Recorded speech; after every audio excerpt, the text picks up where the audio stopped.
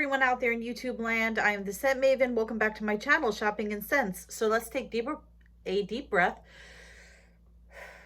I have a Dollar Tree haul to share with you. Did I show you my armpits? No. Okay. Dollar Tree haul to share with you. I'm trying to get these things. I went to 2 different Dollar Trees. I didn't get a lot of stuff, but I did get some stuff. Trying to figure out everything that I got. Okay, so stuff that I needed and then some fun stuff. Okay, so the first thing that I needed was these envelopes. So these are 30 envelopes, and these are the press it and seal it envelopes, so you don't have to lick them or anything and get that glue taste. They're adhesive. So I got 30 of, and Mead is a good company, so got 30 of these. Then I picked up this lip scrubber from Sassy and Chic because I have lip scrubs that are on these little tiny pots like this, you know, and I don't want to stick my finger in there because I don't want to get lip scrub under my fingernails. So I got this. It says exfoliates and stimulates for softer lips. It says, apply your favorite lip scrub to exfoliate the lips. Use the larger bristles and gently massage in circular motion. Next, apply lip oil and massage the lips with larger bristles to help create the perfect pout. Do not use on broken or damaged lips. Do not use if it's irritation. So you have to put lip scrub and then lip oil. So they only had pink. I haven't done a face mask in a hot minute. This is a 20-minute mask. I hate masks that are that long, but I haven't bought a mask from Dollar Tree in the longest time. This is an ice cream face mask. I want to see what this does. This is paraben-free, cruelty-free, soothing and moisturizing ice cream face mask. Creamy milk and honey. Keeps the skin moist and smooth for all skin types. This is a sheet mask, and this is from Bio Miracle. So we'll have to do a mask review. Then I got some gel. Usually I get the gel, the LA, what is it? Not LA Colors. It's LA something. I forget. The gel in the tube, they didn't have it because my hair, even with hairspray, sometimes it just does not lay down. It just, I get these little frizzies. So I got this, the Softy Company, protein styling gel, clean and clear. So we'll try this. It smells pretty good. Look, jelly. It smells like old lady soap. I don't know. Okay. Mature lady soap. I picked up these razors. There's 3 of them in here. This is the razors for men, the five blades. I like the pink ones that are for women, but I like the men's ones better. So this is the Assure for Men 5-blade razors in green. So the last ones I bought were blue. These are green. So I got the razors because they could always use razors. Then I bought one for me and one for my mom. I gave my mom hers. This is a pain relief ice pack. Now remember I was telling you guys about this? Look how small this ice pouch is compared to the one that I bought in CVS for $16. This is a very small ice pack, so this is for small areas, but it's good to have an extra ice pack for small areas, like a little bump on your head or, you know, whatever. So they had pink and blue. I got the pink. I got myself the pink, and I got my mom the pink. And then I've been wearing headbands a lot lately. So I got these headbands. These are all Greenbrier. So I got this. Which way does this go? Does this go this way? I don't know. So I got this black and white one. I got this brown and white floral. Can't tell because of this thing. There's that one. And then I got this one to wear with my tie-dye shirts. I thought this was very cool. So this will go well with my tie-dye shirts. So it's very tropical. It has these knots in it. So I got a couple of different kinds. So this one has the bow with the knot at the top. This has knots all around. And then this one has a bow at the side. So there's that. Okay. Then I picked up 2 of these pumpkins. Marissa Marie had hauled a bigger version of these pink velvet pumpkins. She found the big version. I could not find the big version, so I got 2 of the smaller versions of these pink velvet pumpkins. So this is a reason why. First of all, these are not worth $1.25. That's number one. The other thing is, how come the large pumpkin was $1.25, the one I couldn't find, and then these little ones, these are also $1.25? Shouldn't these be cheaper if they're smaller? So I'm gonna put these around. I'll probably put one on my desk at work and one here at home. I do like these, this pink velvet. So there's that. Then I got some DVDs and I got a book. Now this book sounds like a movie that came out. The only reason I really got it was because it says autographed copy. So you know your career is not doing too well when your autographed copy of your book is in the $1.25 tray. So this is Jackpot, All Bets Are Off. And I looked to see if it was actually autographed, and it is.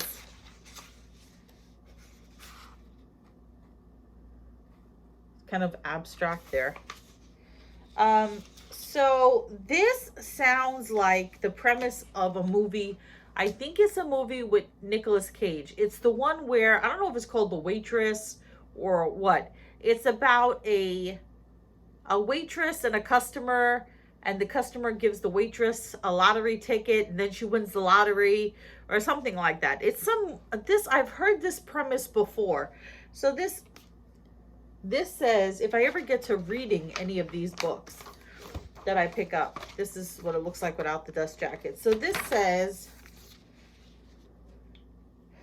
when a $100 million lottery ticket from her store goes unclaimed, Rico Danger has to find the winner. If she can unite the ticket holder with the cash, maybe Rico will finally catch a lucky break and a cut of the winnings.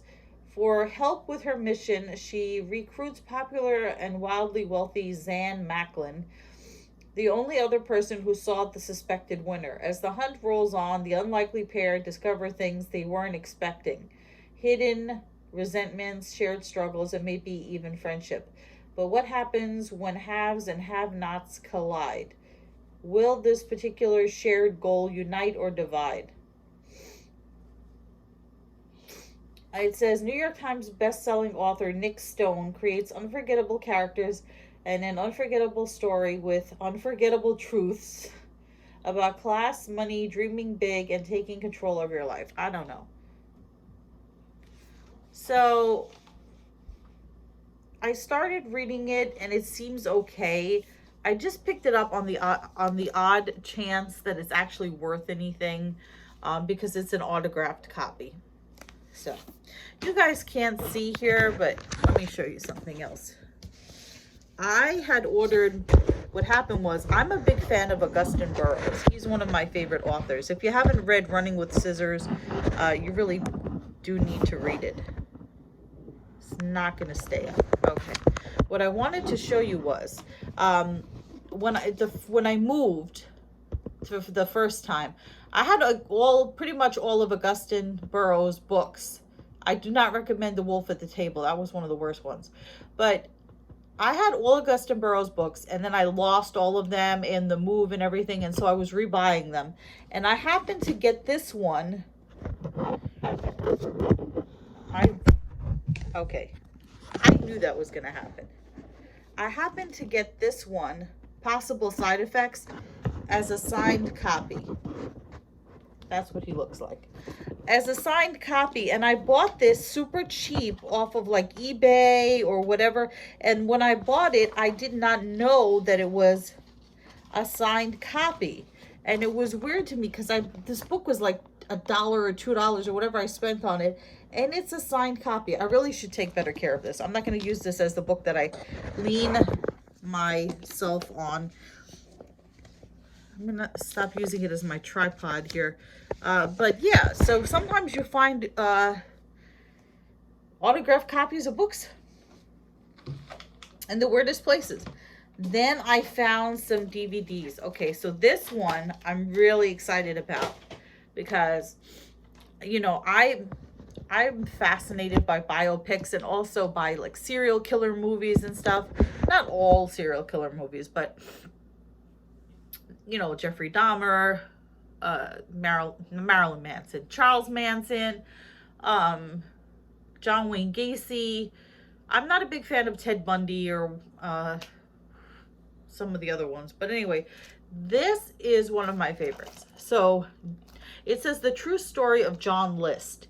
If you don't know who John List is, he was this mild-mannered guy, and you know, he ended up killing his whole family, leaving them. You know, it was. I gotta tell you, how fast could I tell you the story of John List? How fast could I tell you? Let me get back to this movie, and then we'll talk. So this is called A Killer Next Door: The True Story of John List. So I got that. Then I got this one because this is the name of a really, really old movie, and I don't know if it's a remake. Probably not a remake. It's called Freaks.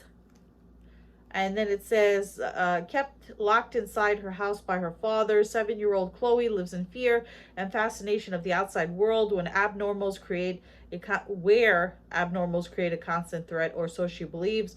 When a mysterious stranger offers her a glimpse of what's really happening outside, Chloe soon finds that while the truth isn't so simple, the danger is very real. I don't know. So I just got that. And this looks really interesting. This is called the Limehouse Golem.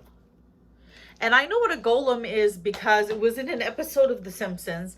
And it was also in the movie Stranger Than Fiction with Will Ferrell. So a golem is like, it's in Jewish folklore, an inanimate, like a Frankenstein. Sort of like in Jewish folklore, the equivalent of like a Frankenstein is a golem. So it says, before the Ripper, meaning Jack the Ripper, before the Ripper, fear had another name, the Limehouse Golem.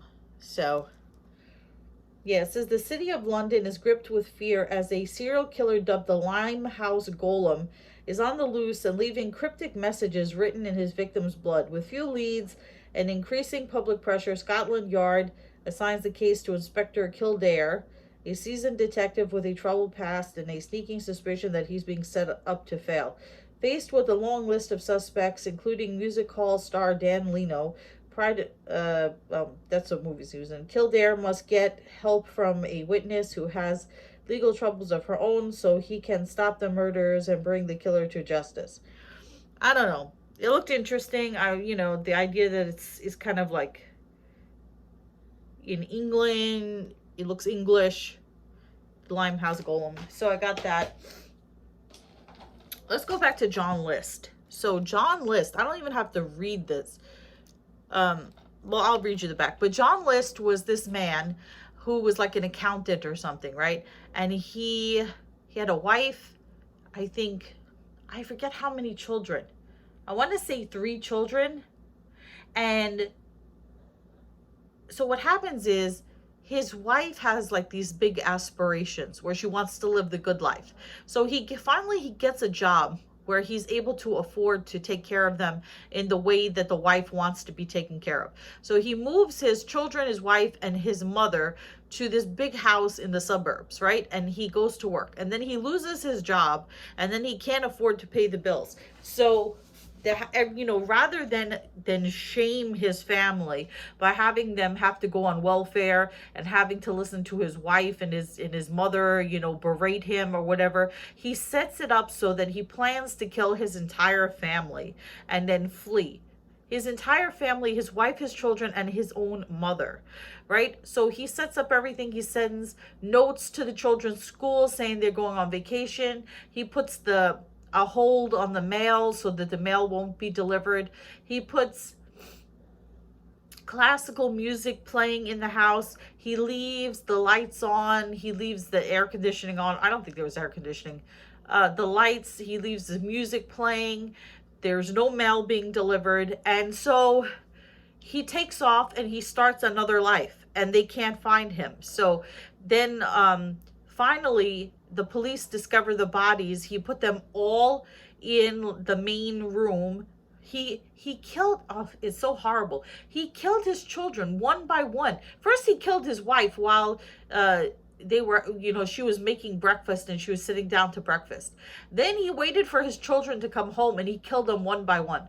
Then he went up to the upstairs room and he killed his own mother. And then he lined them up in like the ballroom or whatever, neatly in a row, except for mother because she was too heavy to bring down the stairs because he wrote a confession note to his pastor. So then what he does is, they're left there and he takes off to start a new life. He moves around the country, you know, somewhere else. He takes a new identity. He starts a new, he gets remarried. He's gone for 20 years. They eventually they find the bodies. It takes them not 20 years. It takes them like a couple of, like, I think a month. It took him a month to find the bodies. So it gave him like a month head start. And John List was gone, MIA, for over 20 years. And you know how they got him? They got him because there was a new show at that time called America's Most Wanted. So somebody at the police department who was good at making like, or was an artist, was good at making a bust of what John List would look like 20 years older. And they put it on America's Most Wanted, and his neighbors recognized him and called the police and called America's Most Wanted, and they got him. They got him 20 years later. His wife, his neighbors, nobody knew. It was crazy. So this says the true story of John List. So this says, based on the true story of John List, who killed his wife, mother, and 3 children in their home in New Jersey and then disappeared without a trace.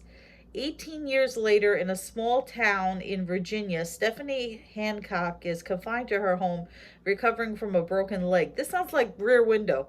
To pass the time, she spies on her neighbors, and after watching America's Most Wanted on TV, she begins to suspect that one of them, Bob Clark, is actually John List.